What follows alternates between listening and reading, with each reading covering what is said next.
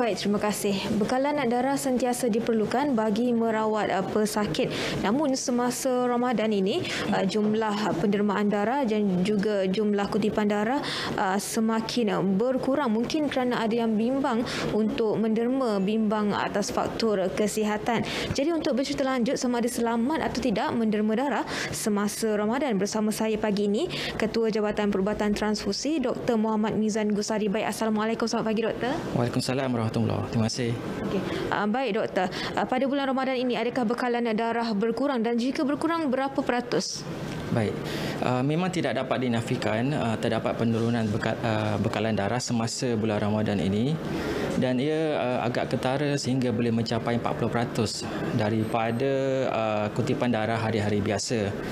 Dan kemungkinan ia juga berlanjutan sehingga minggu pertama Hari Raya Aidilfitri. Jadi inilah perkara yang agak membimbangkan kami kerana ia boleh mengganggu proses perawatan pesakit yang memerlukan transfusi darah. Okey, baik Doktor, kita faham mungkin ada yang bimbang atas faktor kesihatan. Jadi saya nak tanya, adakah selamat menderma darah ketika berpuasa? Baik, pihak kami telah menetapkan kriteria khusus bagi individu yang berpuasa yang ingin menderma darah. Jadi kriteria khusus ini kita tetapkan keutamaan kepada penderma darah lelaki yang regular, maksudnya mereka pernah menderma darah sebelum ini, dan juga kita tetapkan waktu menderma darah. Kita bagi pilihan sama ada sebelum jam 9 pagi dan juga selepas berbuka puasa. Mereka boleh menderma darah. Ini waktu yang sesuai bagi penderma darah wanita dan juga penderma darah pertama kalilah. Kriteria khusus ini kita tujuannya adalah untuk memastikan penderma darah yang menderma darah mereka berasa selamat sepanjang proses pendermaan. Jadi Doktor, apa langkah-langkah yang perlu diambil penderma darah yang berpuasa ini sebelum menderma darah? Kita nasihatkan penderma darah yang berpuasa yang ingin menderma darah lewatkan sahur pada waktu terakhir. Jadi lebih kurang jam 5 hingga 5.30 pagi lah waktu sahur mereka. Kemudian hadir menderma darah sebelum jam 9 pagi ataupun selepas berbuka puasa. Kemudian kita nasihatkan selepas pendermaan darah elakkan aktiviti yang boleh mengeluarkan peluh, dan juga yang terakhir biasanya kita nasihatkan supaya mereka mengambil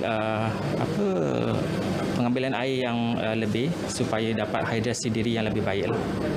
Baik Doktor, soalan terakhir, apakah usaha dilakukan oleh HSA untuk memastikan bekalan darah ini mencukupi sepanjang Ramadan dan sehingga Aidilfitri nanti? Baik. Pihak HSA telah mengambil beberapa langkah dan juga sedang juga melakukan langkah-langkah tersebut. Antaranya adalah mempergiatkan aktiviti promosi di media sosial kita dan juga media elektronik. Dan dalam aktiviti itu kita wawarkan jadual kempen derma darah, memberikan kesedaran dan juga pengetahuan kepada penderma darah untuk menderma darah semasa bulan puasa. Selain itu, kita juga bekerjasama dengan NGO non-Muslim supaya dapat mereka mengajak ahli-ahli mereka menderma darah. Seterusnya, apa yang kita lakukan adalah menghubungi penderma darah yang telah cukup tempoh pendermaan supaya hadir menderma darah. Ini sebagai macam peringatan mesra supaya mereka tidak lupa untuk menderma. Dan yang terakhir yang kita lakukan adalah dalam proses kelulusan untuk aktiviti promosi, iaitu di papan iklan digital bagi pihak Majlis Bandaraya Iskandar Puteri dan juga Majlis Bandaraya Johor Bahru.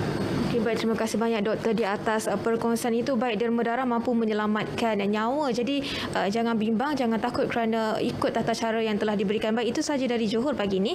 Kembali ke Angkasa Puri.